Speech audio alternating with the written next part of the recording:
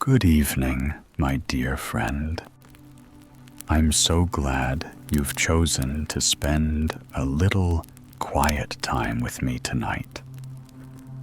Wherever you are, perhaps tucked beneath a warm blanket, listening to gentle rain outside your window, or simply enjoying a peaceful moment after a long day, I hope this story brings you comfort.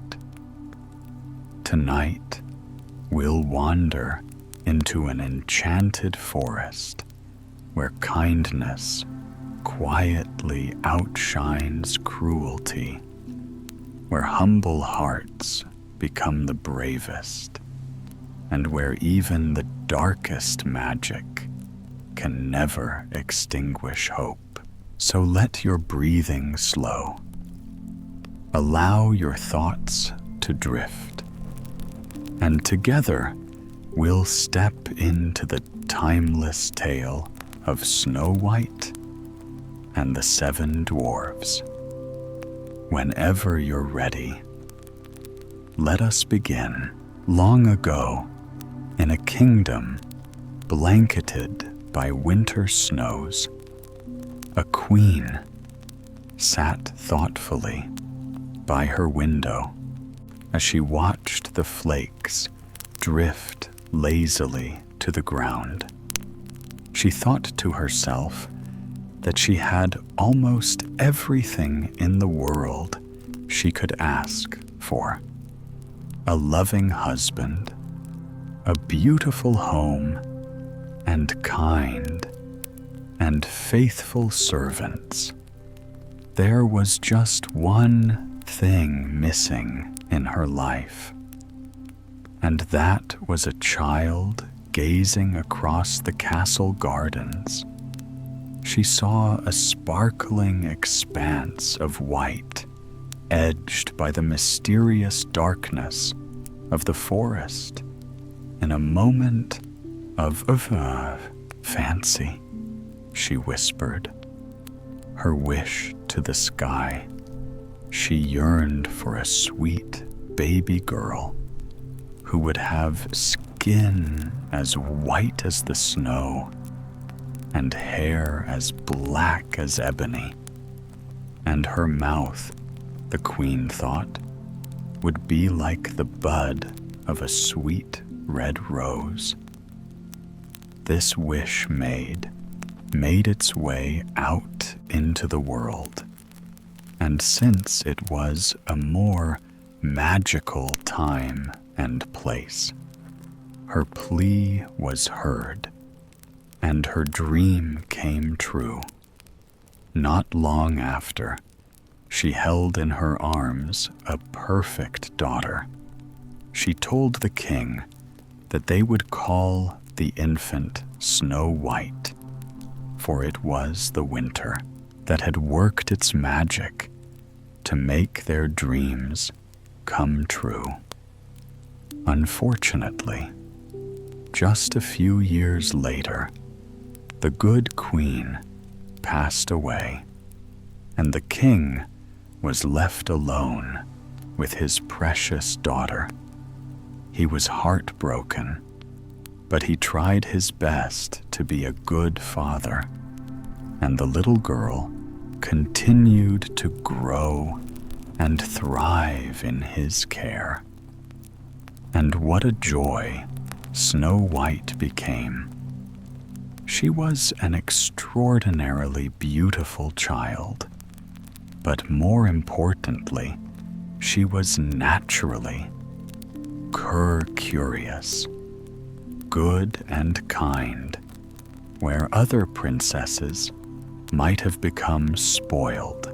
Little Snow White was more likely to be found befriending the housemaids or following the gardener. She often chattered away at the servants while they allowed her to help them with light tasks. The castle was her entire world. The king was a good man, But he was also young, and he didn't take well to a solitary life. Eventually, he became entranced by the widow of one of his courtiers. She was an exquisitely beautiful woman, with shining hair, the color of corn silk, and unblemished ivory skin. The woman won his confidence, slowly reeling him in with skill. When Snow White had just turned 13, there was a royal wedding, and the princess gained a stepmother. The new queen was called, composed and elegant. While there was nothing outwardly wrong with her, the servants confessed quietly to each other that they felt a sense of unease descend upon the castle. With her arrival, even the little breezes that whispered through the corridors took on a new darkness. The mood of the court became one of watchfulness and shadows. The new queen had made a great show of doting upon Snow White before her marriage in full sight of the king. She took care to exclaim about the girl praising her looks, her cleverness, and her sweet disposition. But once the nupts had passed, and she had the crown firmly upon her lovely blonde head, her treatment of the princess changed to be certain. She never revealed her uncharitable feelings to her new husband, who was completely oblivious to such matters. But privately, the queen began speaking sharply and unsympathetically to Snow White. You see, even though her stepdaughter was still a child, the woman sensed that Snow White was a beauty. Furthermore, she found the girl to be an intolerable distraction for the king, whom she felt should be paying all of his attention to his new wife. Although he showered her with glittering jewelry and lavish gowns, the wicked queen was fixated on establishing her place very quietly. In small ways, she sought to diminish the princess, refusing to have new clothes made and neglecting to oversee her education. It was as if she wanted Snow White to slowly fade away, while her own star ascended, with no tutors or other distractions. Snow White began to spend more and more time with the servants. Soon the queen was ordering her to complete some of their tasks. In this way, bit by bit, Snow White became a glorified house mid herself. It happened so gradually that with all the cares of his position her distracted father noticed nothing, although she managed to humble Snow White in completely ordinary ways. The queen also had a powerful secret, unannounced to her husband. She was skilled in the darkest arts of magic. She used her skills sparingly and always to her own advantage, in order to ensure that she was always the most desirable woman at court. She consulted a magic mirror from time to time.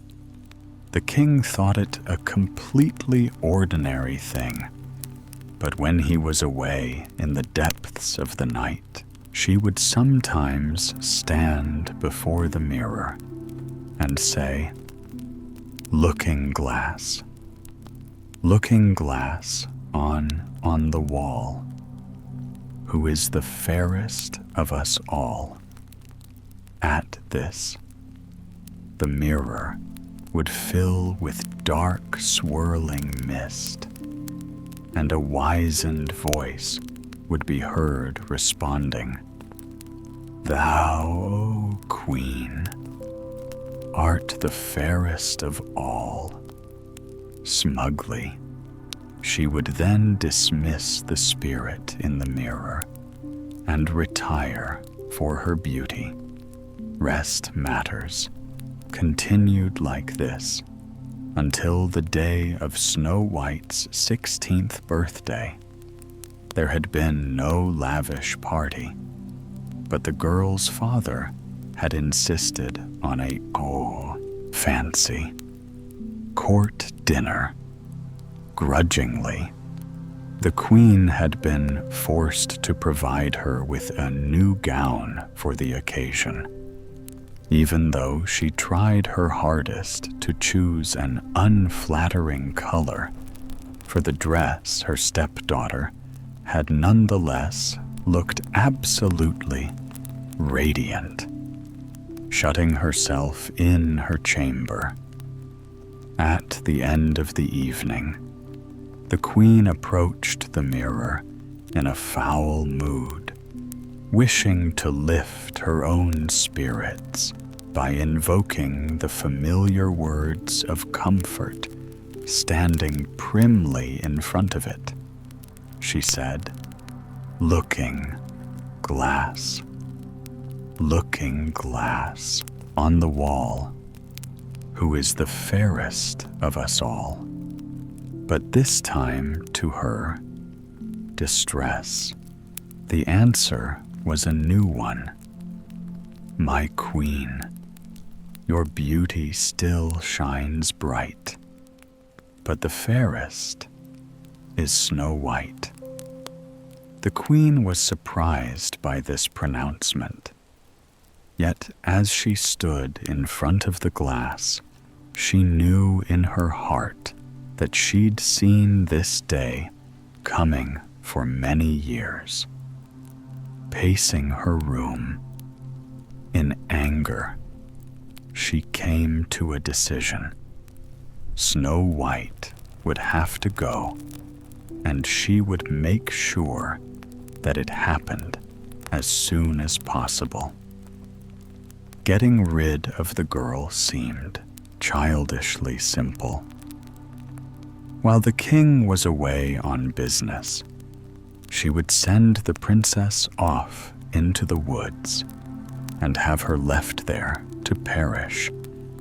By the time her husband returned and launched a search for her, it would be too late, and only bad luck would be to blame. Using her skills, the queen enchanted one of the kitchen maids, instructing her to lure Snow White into the depths of the forest on the pretense of seeking herbs. Although it was autumn and conditions were cold and windy, Snow White didn't question this plan. The queen made sure that her stepdaughter departed early in the morning, with no witnesses, carrying nothing but an empty basket, and warmed by little more than her cloak. She and the maid were mounted on a single horse, which would carry them as far away as possible before speedily returning home with the spellbound M as its only remaining rider. The queen watched the unwitting pair as they left the castle gates. Then, from a higher tower, she followed them with her eyes until they vanished into the canopy of the forest, its branches waving in the autumnal winds. As they did, she smiled to herself with delight, anticipating her next meeting with the magic looking glass. All would go according to her plan. Meanwhile, Snow White and her maid were completely unaware of what lay ahead. Under the queen's spell, the servant girl confidently urged their horse into the blustery gloom. Snow White pulled the collar of her cloak up around her neck, closing her eyes against the hostilities of the weather. Brown and yellow leaves, SWR in their path, and the air bit at their noses and ears. But the maid insisted, with a light tone, that they must go deeper into the thickets and into the wilderness. Finally, when Snow White had absolutely no idea where they were, the maid stopped, their horse pointing down into a ravine. She told Snow White that the elusive herb would be found there. The princess looked at her dubiously, but she'd always had her trust rewarded by the servants, so she dismounted. The horse took the basket and plunged downwards into the brush. She was disheveled and tired before long, and she called out to the maid. Her only answer was the wind howling through the leaves, pushing her way back to where she thought she had started. She realized with dismay that the maid was nowhere to be found. Fighting a rising nervousness, Snow White called out. For the first time in her life, she felt completely lost and alone. The afternoon became a blur as she plunged aimlessly through the forest, eventually dropping her empty basket as she became increasingly tired and exhausted. She felt like she was walking in circles. Her fingers and toes became numb, and eventually she was overcome by a feeling of hopelessness. Just when she thought she couldn't go another step, she spotted what appeared to be a cabin up ahead.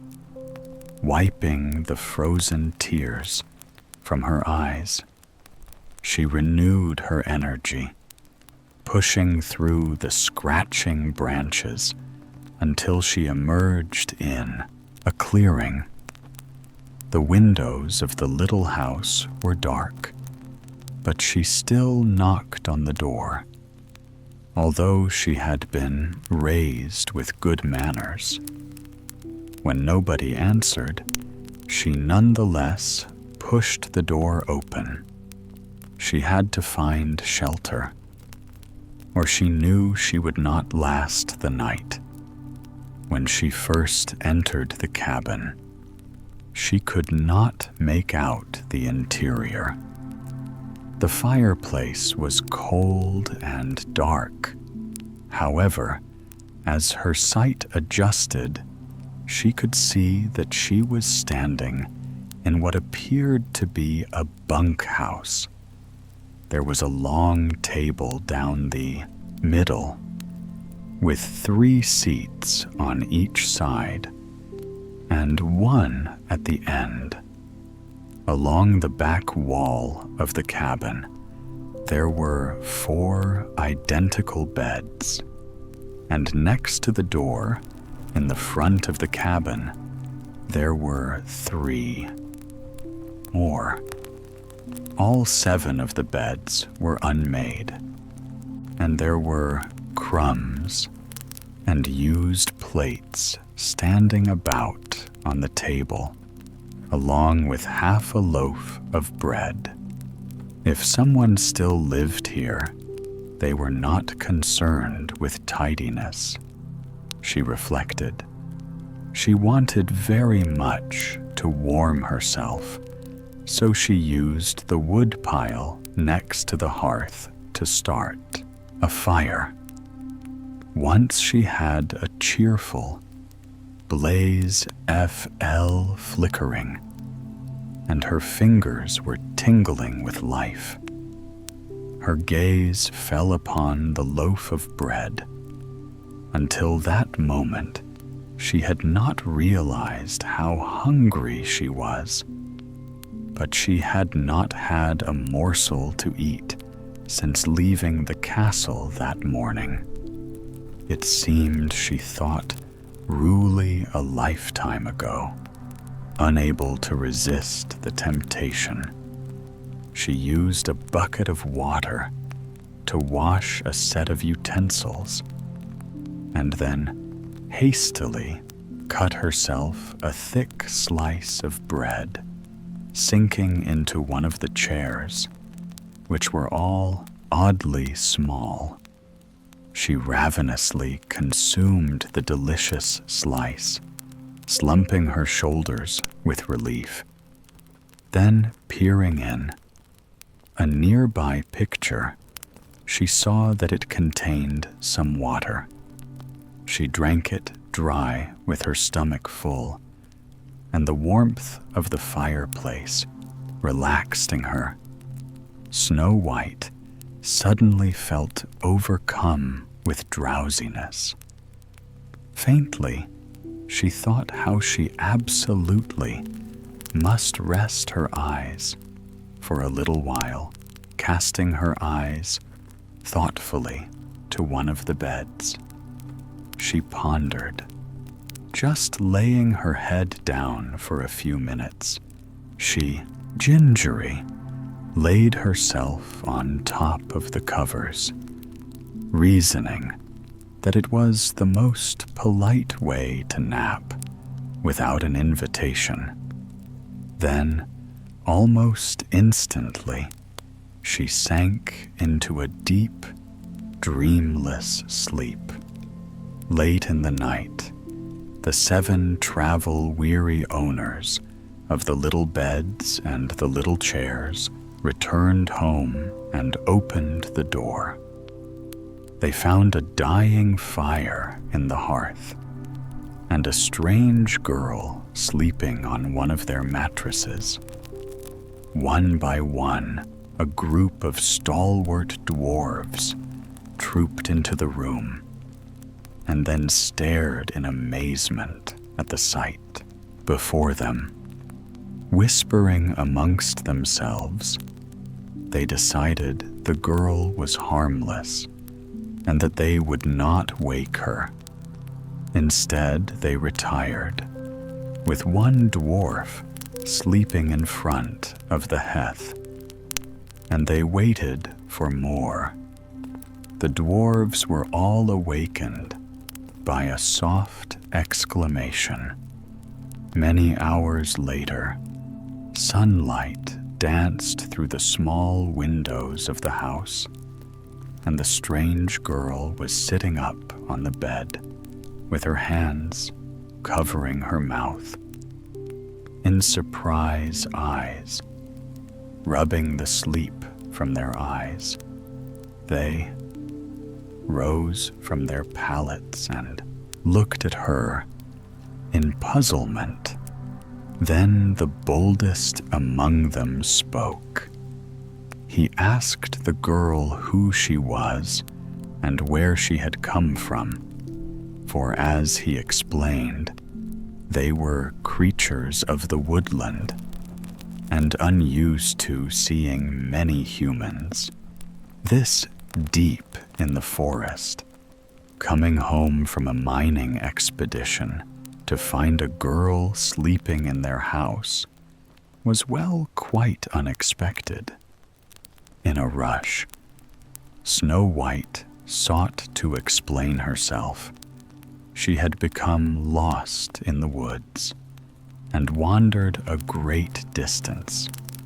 She knew that it was poor manners to invite oneself into someone else's home, she clarified. But she'd been so cold and hungry, she promised to bake them a new loaf of bread. The dwarves were kindly creatures, if a bit awkward and unused to strangers.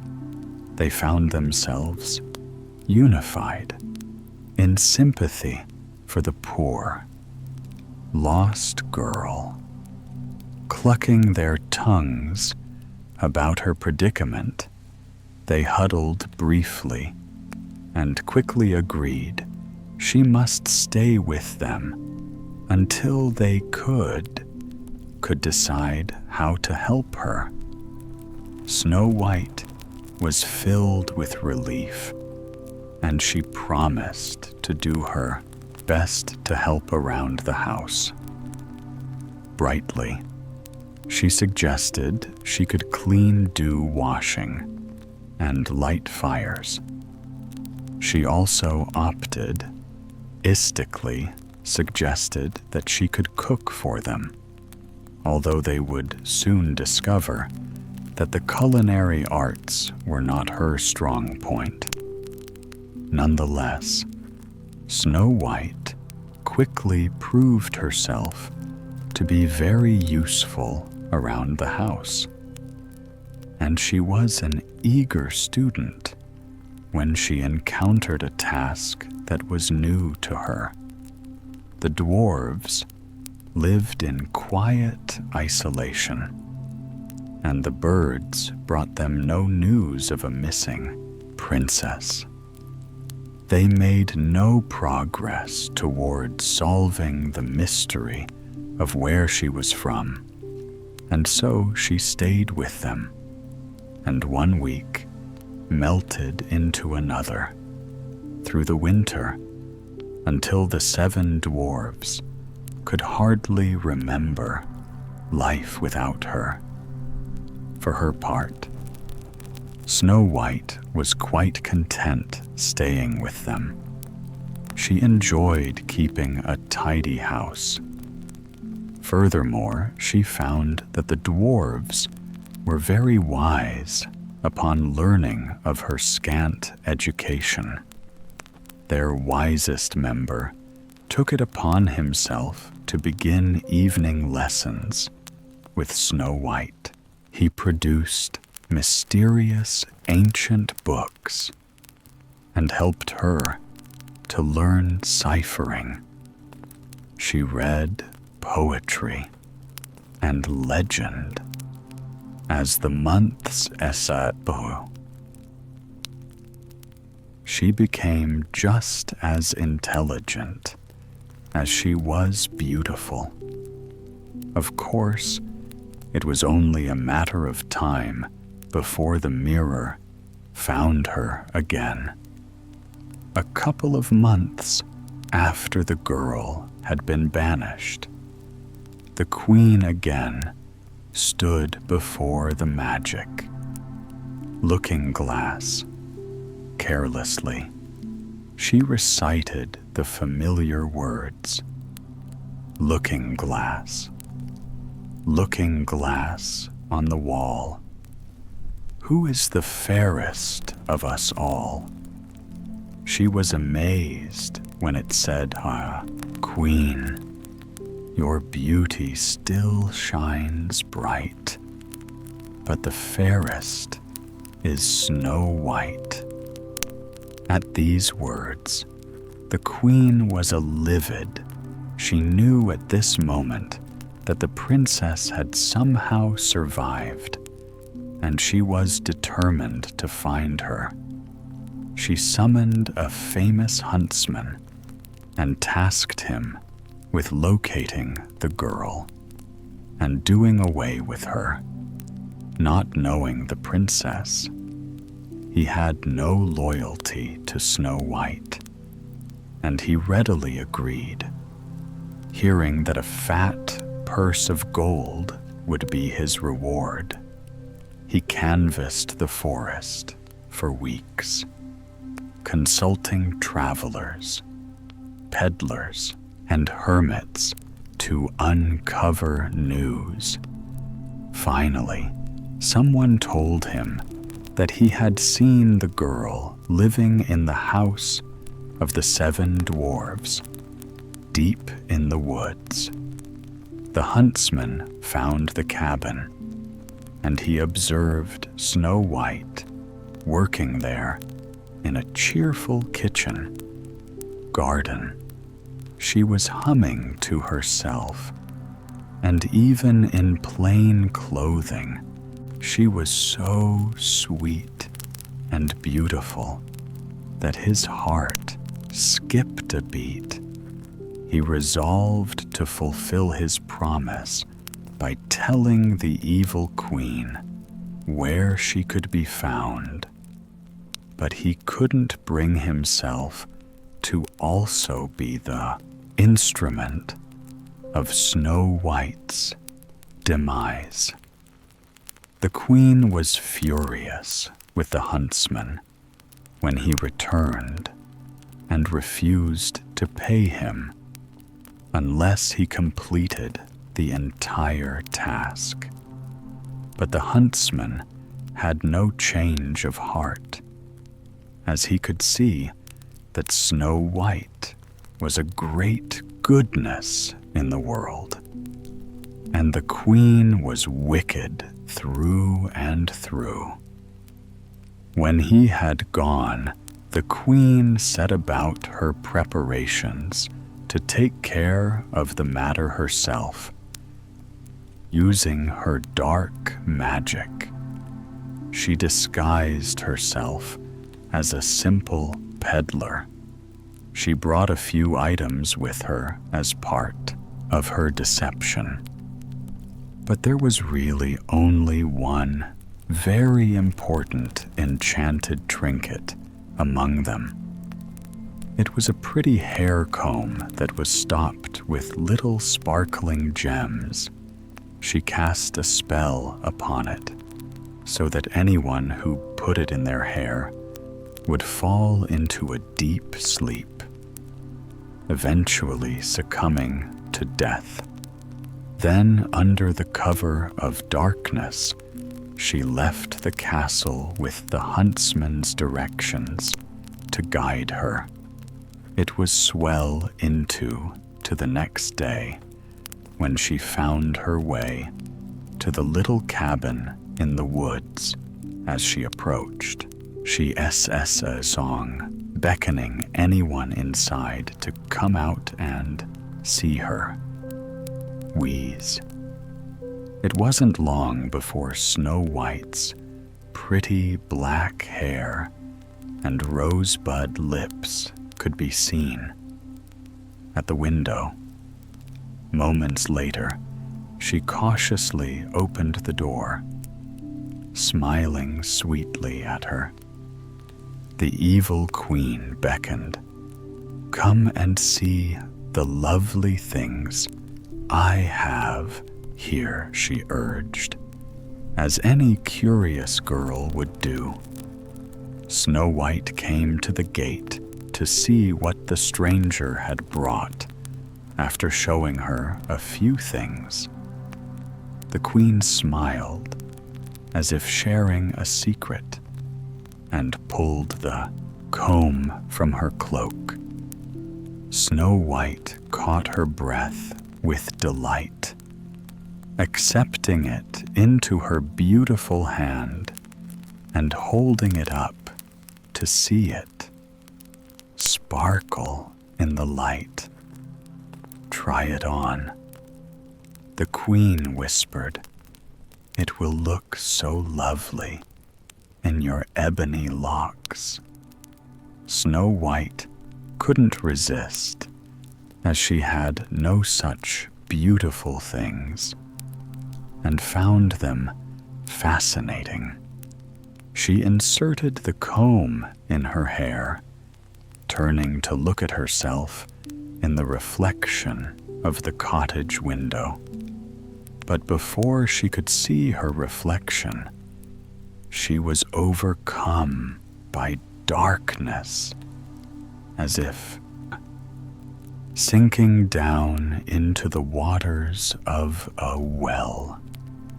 She crumpled to the ground, lying seemingly lifeless in the grass, laughing with triumph. The queen turned and walked away. She had accomplished her goal. It was many hours later when the dwarves returned from their labor in the hills. When they did, they found the girl in the front garden, lying in a heap upon the path. They all rushed to gather around her, fanning her face and patting her hands as still as a porcelain doll. She showed no signs of life. Nonetheless, they held out hope as they turned her head this way and that. One of the dwarves noticed the trinket in her hair. He commented that he did not remember ever noticing it before. Furrowing his brow, the wisest of the dwarves reached over and tugged the comb loose, allowing a thick wave of hair to fall down on her pale cheek. Within moments, Snow White's dark lashes fluted and her eyes opened, looking around at the dwarves in wonder, sitting her gently upright. They peppered her with questions. What had she been doing? How had she become faint? Innocently, she related the tale of the traveling peddler and explained how she had accepted the comb. Then, in confusion, she added that she was surprised the woman had left her. Like that? Without even taking payment.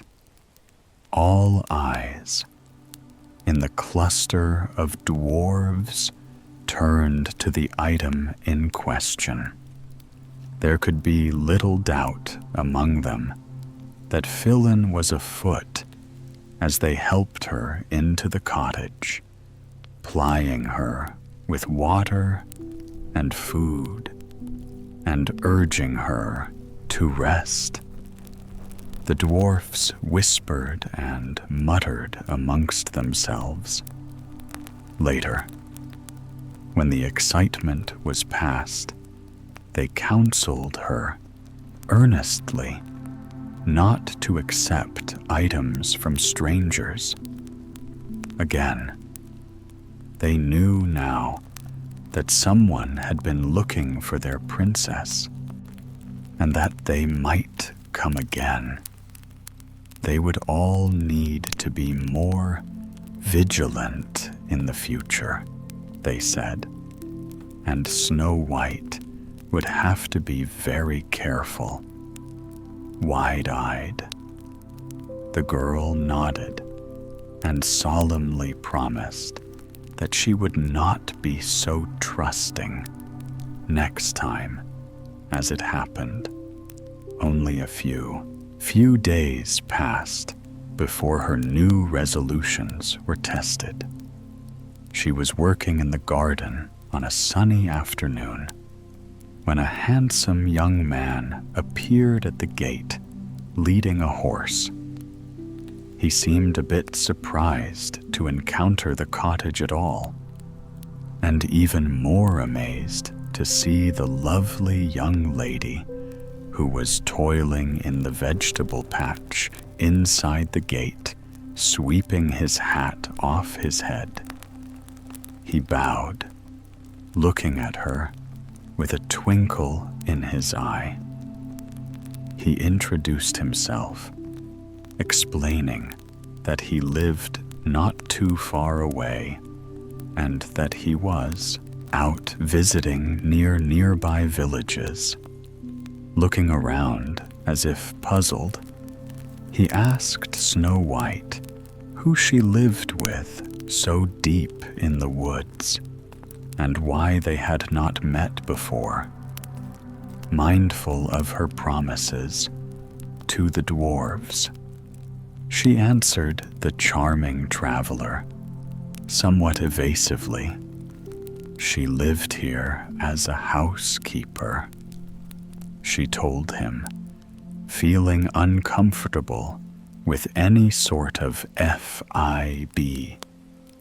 She dropped her gaze back to her weeding and told herself the lie was necessary. He didn't challenge her explanation, but merely leaned on the gate and began to chat with her, telling her of his travels and how he loved the forest, even as she steeled herself against this fascinating new friendship. She couldn't help but become interested in this very good-looking fellow.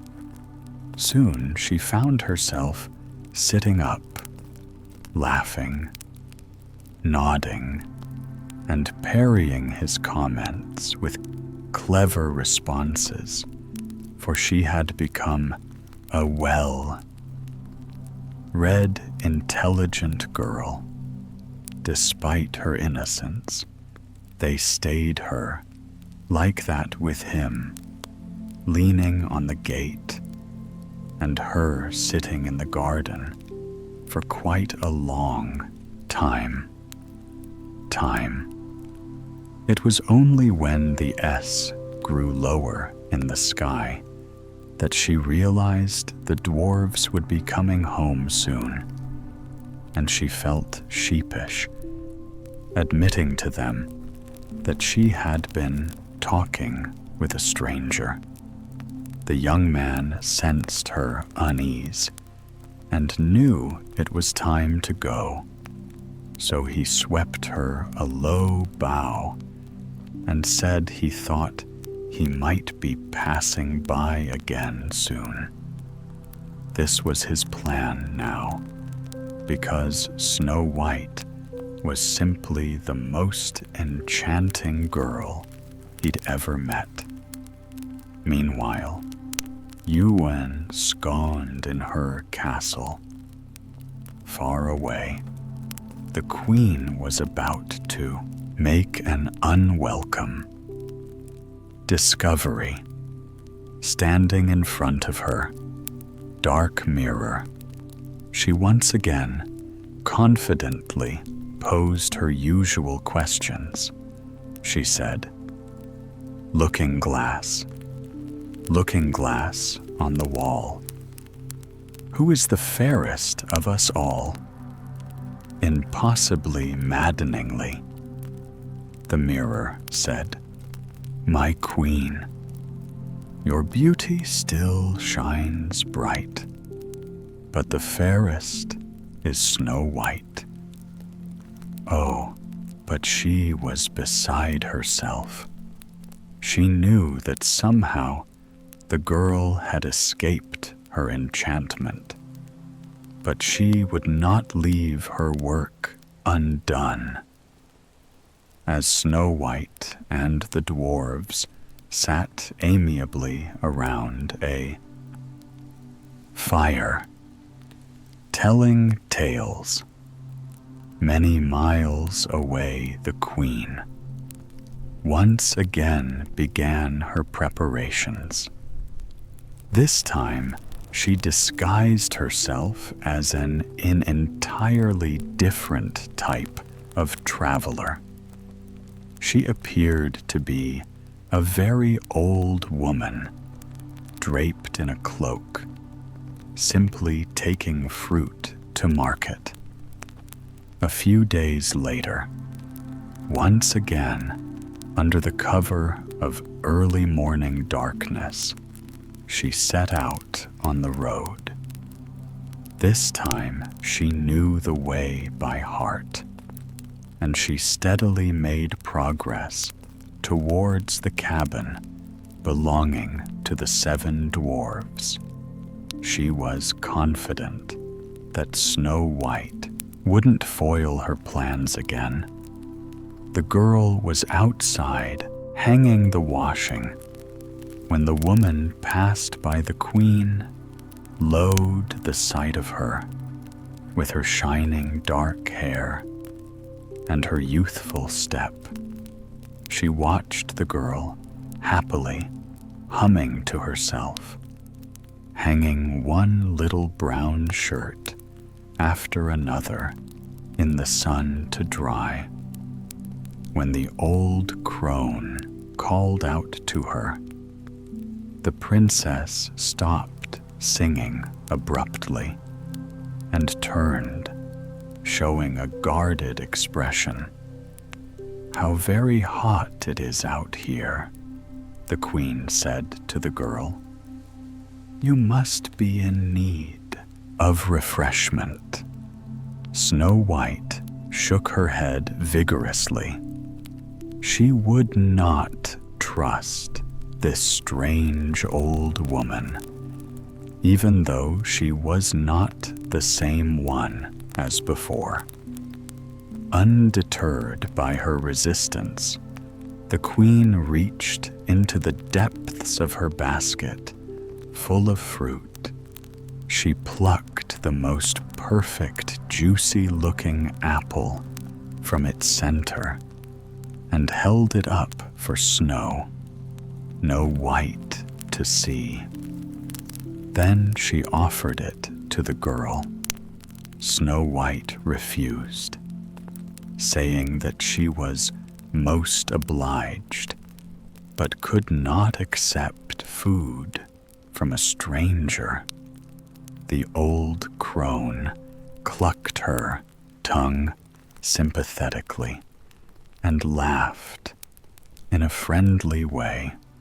Holding up her finger, she told the girl she had a solution.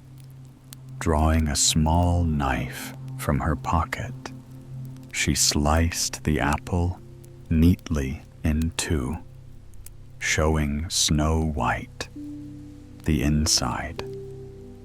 Then she took a large bite from one half, taking care to openly salve her its delicious, juicy flesh.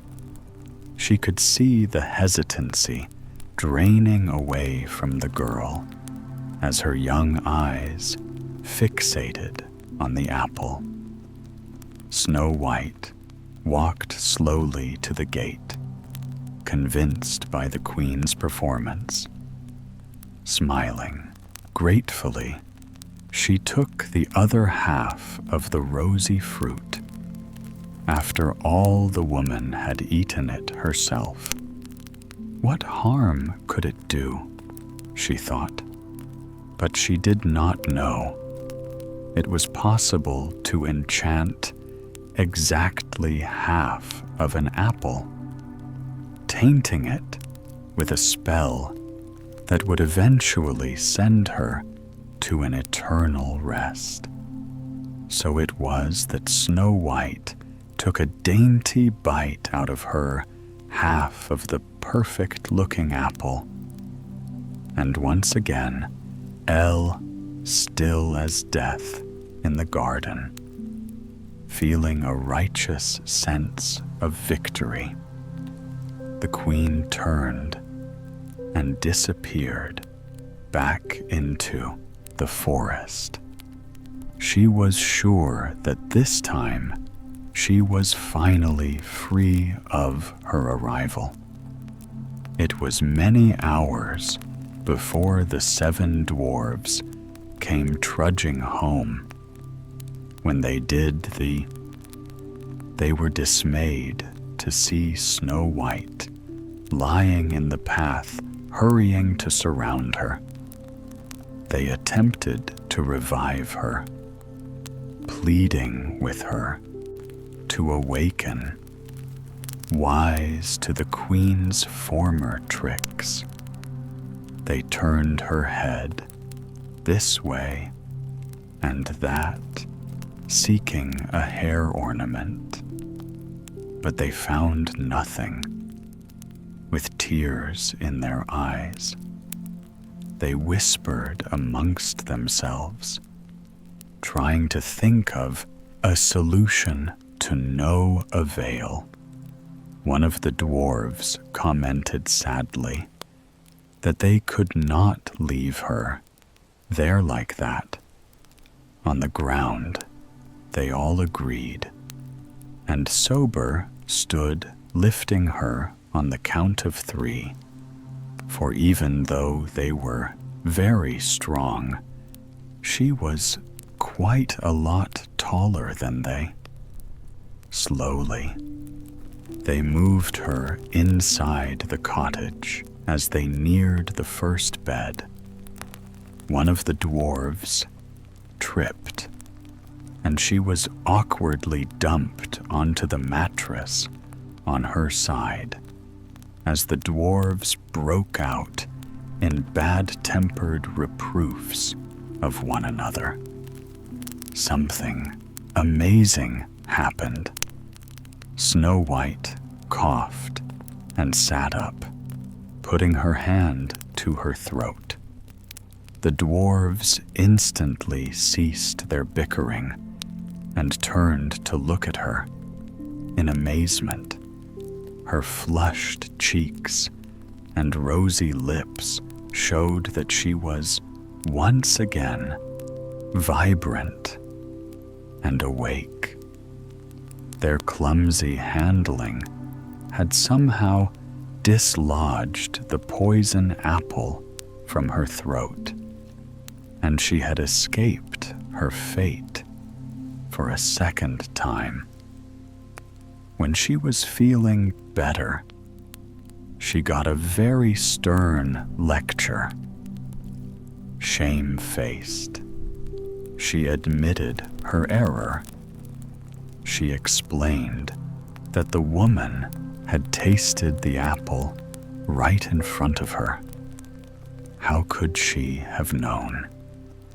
But the dwarves shook their heads and insisted she must not take another gift of any kind, be it jewelry or sweets.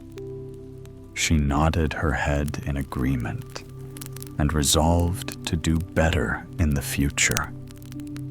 For what if the dwarves had not returned home in time, or tripped and jostled the fruit loose from her throat? The outcome would have been grave. So when her handsome young man appeared at the gate again, a few days later, she told herself that she would simply not accept any gifts from him, but no lectures from the dwarves, or good intentions could keep her from being drawn to his fascinating conversation or his charming good looks. She even let him kneel next to her in the garden and help her with the weeding. Neither she nor her visitor seemed to care that he was rather bad at it. He kept getting distracted as he watched her lovely hands deftly tending her vegetable patch. He thought they must be the most perfect hands he'd ever seen. In fact, he was quite smitten. But many miles away, storm clouds were gathering for snow. No white. It was only a matter of time before the mirror once again revealed her secrets. And when the queen found out that her second plan had incredibly failed, she was determined. Her third should be the charm. Snow White was innocent, but she was not a hopeless fool. The queen knew that she would not accept a third gift, so she devised a less obvious way to deliver her poison. This time, she drew upon a very special type of spell. She found an ordinary metal ring that was so delicate it was hardly visible. With her dark skills, she enchanted it, although it was really a very plain ornament to the human eye.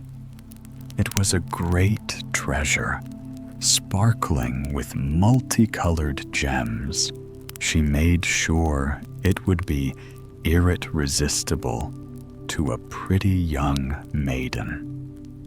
On this occasion, the queen timed her arrival at the cottage for the dark hours of the morning. Quietly letting herself into the garden, she glided silently to Snow White's beloved vegetable patch.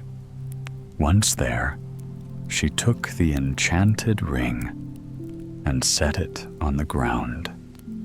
Then, as quietly as she had appeared, she exited the garden and melted into the sheltering branches of the forest. Later that day, Snow White cheerfully came to the garden, carrying her basket. She was now much better at cooking. There was a fine dinner planned for the dwarves, and she wanted it to be ready when they returned home. As she reached into the rows of vegetables, however, something winked at her. From the ground, examining more closely, she found the most beautiful ring she had ever seen. It was delicate, and it glittered with the color of every stone she could think of: red, blue-green, and pink. Sparkles seemed to constantly appear on it, as if it were a shifting rainbow of different gems, catching her breath. With delight, she picked up the trinket, and before she could even think about its provenance, she slipped it on her finger. Instantly, she fell to the ground once again. Snow White appeared lifeless, and that is how she stayed for many hours.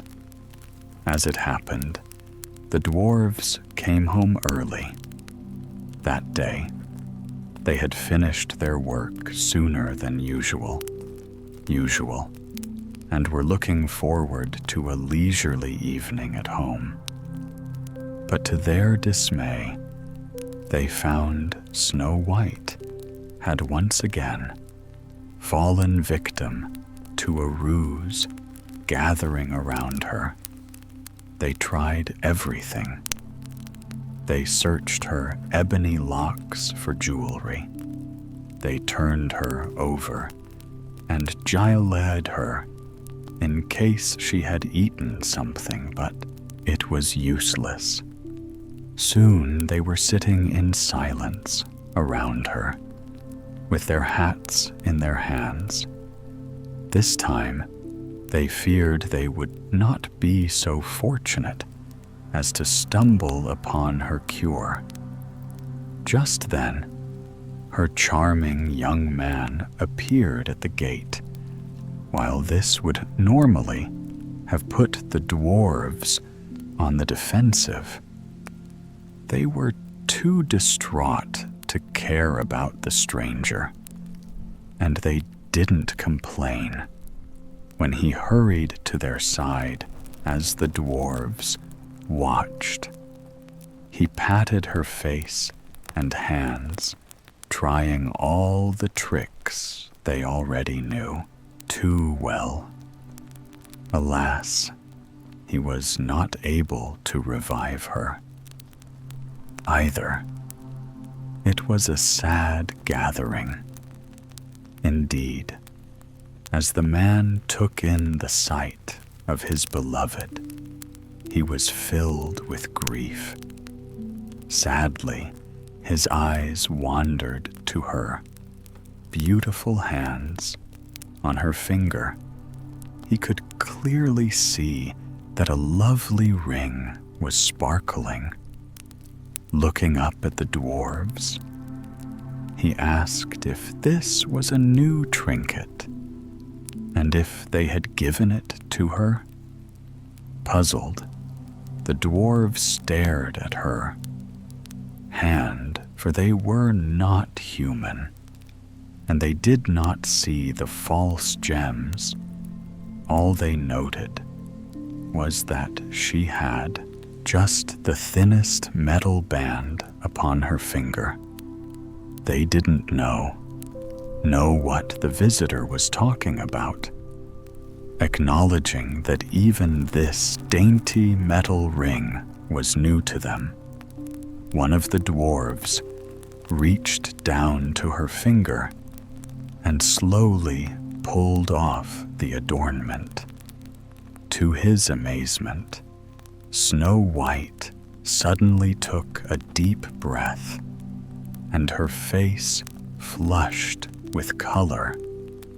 Once again, as a cry of happiness went up among all present, she fluttered her long lashes once, twice, and then opened her eyes, seeing her alive. The dwarf danced about the garden in happiness. Meanwhile, the handsome young man clasped her hands in his, smiling down at her, and as Snow White raised herself up, she looked right back at him. She fervently hoped that this was not just a dream. In that moment, the two of them realized that they could not bear to be parted, and that something new was beginning. The young man asked Snow White if she would consider being his wife. He admitted, somewhat sheepishly, that he was in fact a prince, but he hadn't wanted to tell her, fearing it would change her feelings about their friendship and their amusing afternoons in the garden. Snow White laughed. saying that it happened. She was also a princess. But then soberly, she admitted that it didn't seem to matter anymore. She told him how she had lost her way long ago, and that nobody had ever come to find her. She feared that her father no longer cared for her. Very seriously, the prince asked her if she could ever bear to try on another ring, since the last one had not agreed with her. And Snow White teasingly said, yes, she would, as long as she could choose it herself. Meanwhile, the queen did not escape retribution for her meanness. It happened that the huntsman could not live with his feelings of guilt for exposing the princess. He went to the king and told him of the entire plot and of the queen's treachery. In short order, the king had been led to his daughter and was rejoicing to find her alive and well. And so it was that Snow White remained the fairest in the land, and she got her prince as well. They had a joyful wedding, attended by everyone in the kingdom who wished to come, except, of course, the queen, who was not invited. And they lived happily ever after. And now, dear friend, our path through the enchanted forest has come to its peaceful end. The cottage has grown quiet, the fire burns low, and somewhere beyond the trees, Snow White and her friends are resting beneath the stars. Thank you for sharing this quiet evening with the sleepy story. May your heart feel light, your dreams be gentle, and your sleep be deep and restful. Until our next story, good night and sleep well.